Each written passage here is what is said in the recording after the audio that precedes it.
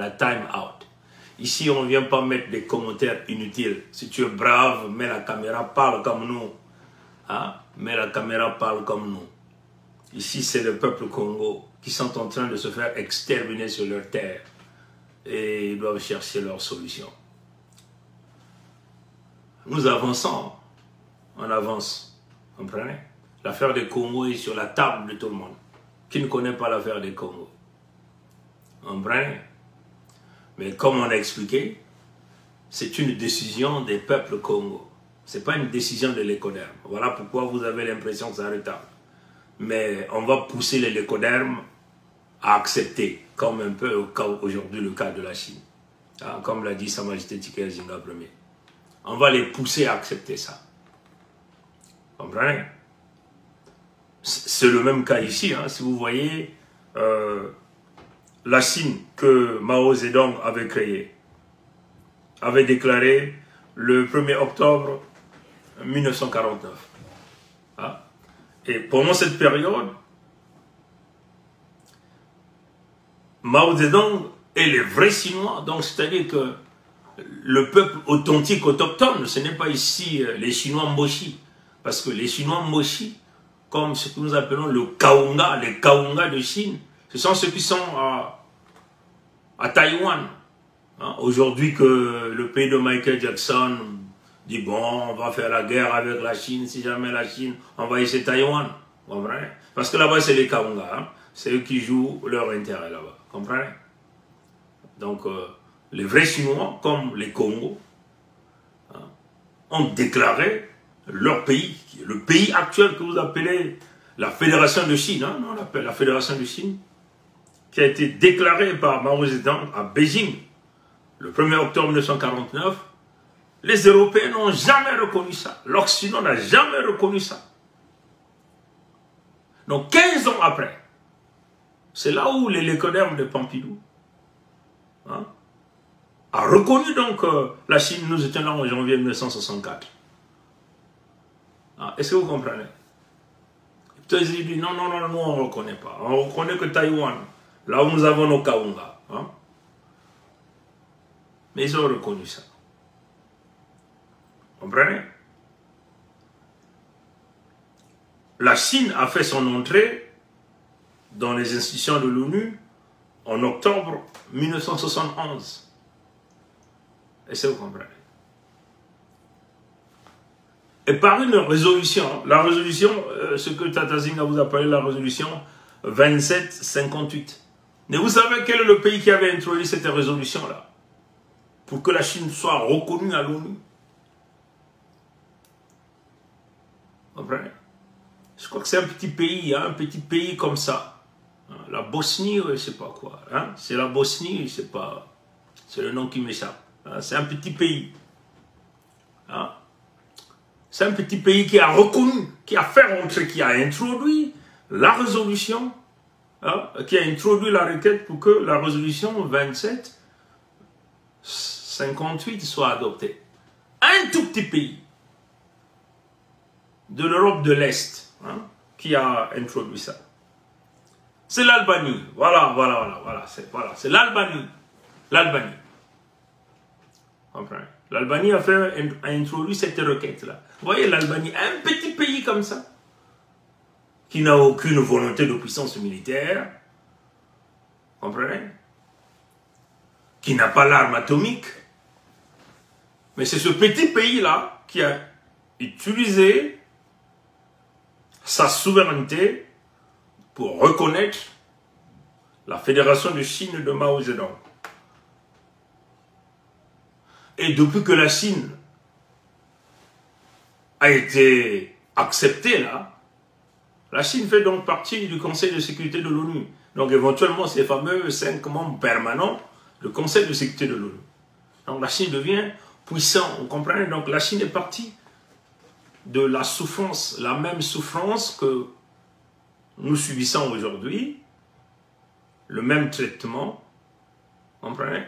Jusqu'à devenir une puissance et à prendre une place très importante dans les décisions du monde entier. Vous comprenez? Donc, Et c'est ce que nous sommes en train d'expliquer à notre peuple, le peuple Congo. Hein? Il suffit seulement qu'un petit pays, même africain. Mais est-ce que les Africains ont le bon cœur pour pouvoir le faire? Parce que nous avons contacté plusieurs pays africains.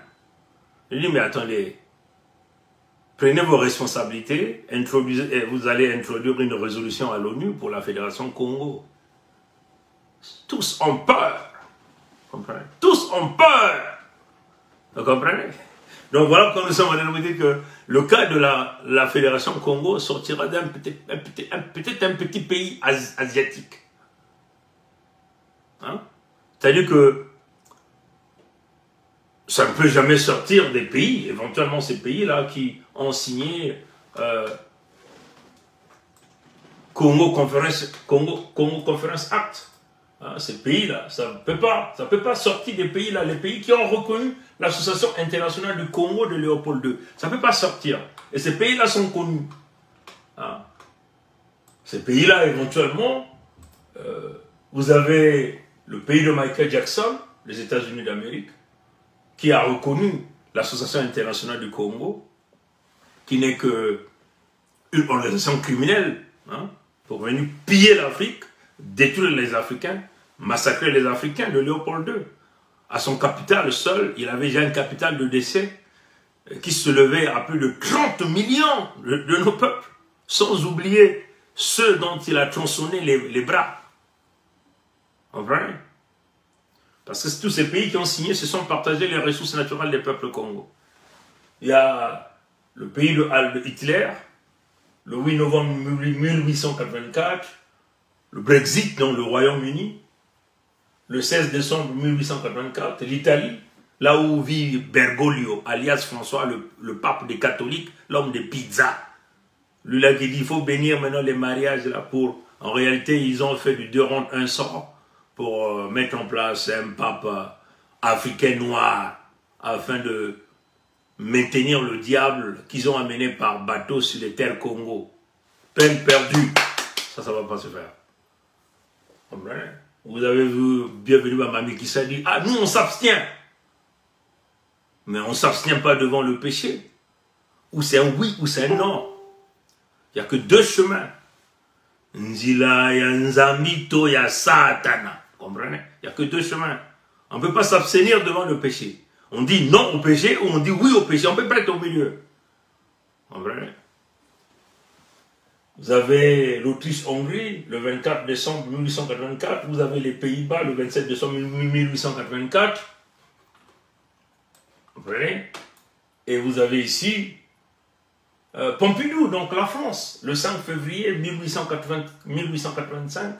Vous avez la Fédération de Russie, donc de Poutine, hein, du grand de quartier, qui a reconnu cette organisation criminelle pour les massacres des Africains, la destruction des terres Congo, le pillage des ressources naturelles du Congo. Le 5 février 1885, vous aviez la Suède et la Norvège, le 10 février 1885. Vous avez le Portugal, le 14 février 1884. Vous avez le Danemark, le 23 février 1885. Donc, tous ces pays-là ne vont jamais introduire la requête pour la reconnaissance du Congo. Mais nous allons les pousser à accepter les peuples Congo en 2024. Par le paiement de la dette, le down payment. Parce qu'ils nous doivent. Tous ceux qui ont signé cet acte-là, ils nous doivent. Du point de vue de droit et juridique, ils nous doivent. C'est là où nous les tenons, en réalité. Ils seront obligés de dire, let's give them their country. Ils vont le faire, là. Ils n'ont pas le choix. Vous comprenez? C'est ce que nous avons dit aux débragistes qui venaient s'attaquer à nous quand on évolue en solitaire en réalité. Hein. Ils disent, oh mais c'est Pongi, il parle seul. Hein. Il parle dans sa maison, il allume ses caméras, il parle. Maintenant que vous avez vu la pétition de la Fédération Congo qui a circulé, là où les peuples Congo se sont engagés à créer leur pays, ce n'est plus un singleton qui parlait seul, qui allumait ses caméras dans sa maison. Mais là, c'est l'ensemble des peuples Congo, partout à travers le monde entier, soutenu par plus de 50 887 familles. C'est là la différence. Et ça, c'est l'autodétermination des peuples. Et reconnu par même leur charte des Nations désunies. C'est reconnu. Vous comprenez ça? Donc, c'est C'est très clair, comprenez ça, non? Ces pays-là ne peuvent jamais reconnaître. L'Albanie, qui a introduit la résolution